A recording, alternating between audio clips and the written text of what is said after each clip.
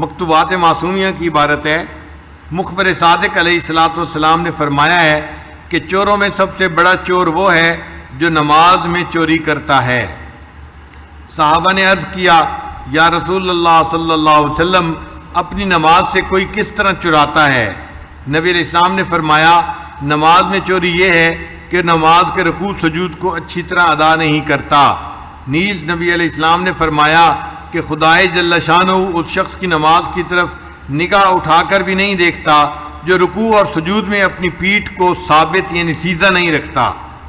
اور نبی علیہ السلام نے ایک شخص کو نماز ادا کرتے ہوئے دیکھا کہ رکوع و سجود پوری طرح ادا نہیں کر رہا، تو آپ صلی اللہ علیہ وسلم نے اس سے فرمایا کیا تو اللہ تعالیٰ سے نہیں ڈرتا؟ اگر تو اسی عادت پر مر گیا تو دین محمدی پر تیری موت نہیں آئے گی۔ نیز نبی علیہ السلام نے فرمایا تم میں سے کسی کی نماز اس وقت تک کامل نہیں ہوگی جب تک کہ وہ رکوع کے بعد پوری طرح سیدھا کھڑا نہ ہو اور اپنی پیٹھ کو سیدھا نہ کر لے اور اس کا ہر ایک عضو اپنی جگہ قرار نہ پکڑ لے۔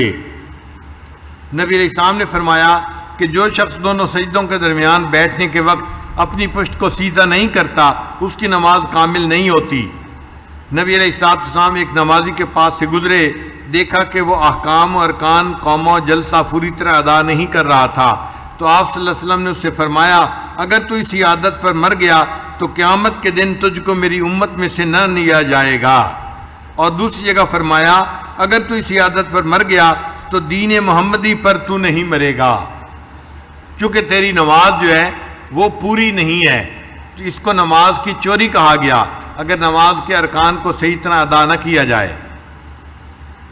حضرت ابو ہریرہ نے فرمایا کہ کوئی شخص ایسا ہوتا ہے کہ 60 سال تک نماز پڑھتا رہے اور اس کی ایک نماز بھی قبول نہیں ہوتی، کیونکہ اس شخص نے رکوع سجود کو بخوبی بھی ادا نہیں کیا ہوتا۔ کہتے ہیں کہ زید نے ایک شخص کو دیکھا کہ نماز پڑھ رہا ہے اور رکوع و سجود پوری طرح ادا نہیں کر رہا، تو آپ نے اس شخص کو بلایا اور اسے پوچھا کہ تو کب سے اس طرح کی نماز پڑھ رہا ہے؟ اس نے کہا 40 سال سے۔ آپ نے فرمایا اس 40 سال کے عرصہ میں تیری ایک نماز بھی نہیں ہوئی، اگر تو مر گیا تو نبی علیہ الصلوۃ والسلام کی سنت پر تو نہیں مرے گا۔ تو تعدیل ارکان کا خیال رکھنا کتنا ضروری ہے۔ ہم نماز پڑھیں تو نماز کو تسلی کے ساتھ پڑھیں، سکون کے ساتھ پڑھیں۔ نماز مومن کے لیے محبوب کے لقاء کا ذریعہ ہے، ذریعہ لقاء یار ہے، کوئی سزا نہیں ہے کہ انسان کہے جی کہ بس مجھے تو دن میں 5 مرتبہ مصیبت پڑ گئی ہے اس نماز کو پڑھنے کی۔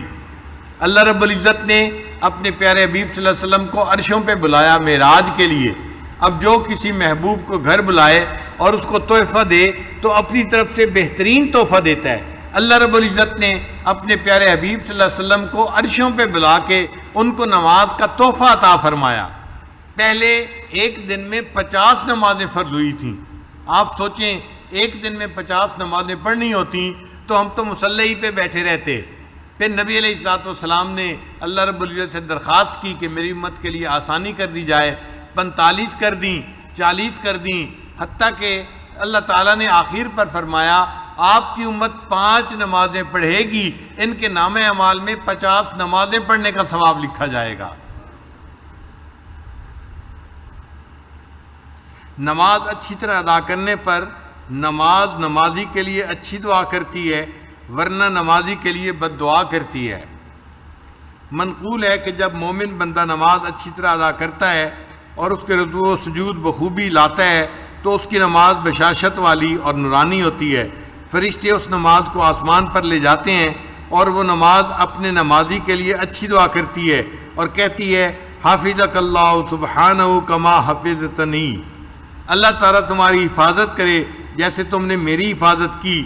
اور اگر نماز کو اچھی طرح ادا نہیں کرتا تو وہ نماز ظلمت والی رہتی ہے، فرشتوں کو اس نماز سے کراہت آتی ہے اور اس نماز کو آسمان پر نہیں لے جاتے، اور وہ نماز اس نمازی کے لیے بد دعا کرتی ہے اور کہتی ہے ضیعک اللہ تعالی کما ضیعتنی، اللہ تعالیٰ تمہیں اسی طرح ضائع کرے جس طرح تم نے مجھے ضائع کر دیا۔ نماز کو کامل طور پر ادا کریں اور تعدیل ارکان کو طمانینت کے ساتھ ادا کرنے میں کوشش کریں، چونکہ اکثر لوگ اس دولت سے محروم ہیں اور یہ عمل متروک ہو رہا ہے، اس عمل کا زندہ کرنا بھی دین کی اہم ضروریات میں سے ہے۔ سرور عالم صلی اللہ علیہ وسلم نے فرمایا، جو شخص میری کسی مردہ سنت کو زندہ کرتا ہے اس کو 100 شہیدوں کا ثواب ملتا ہے۔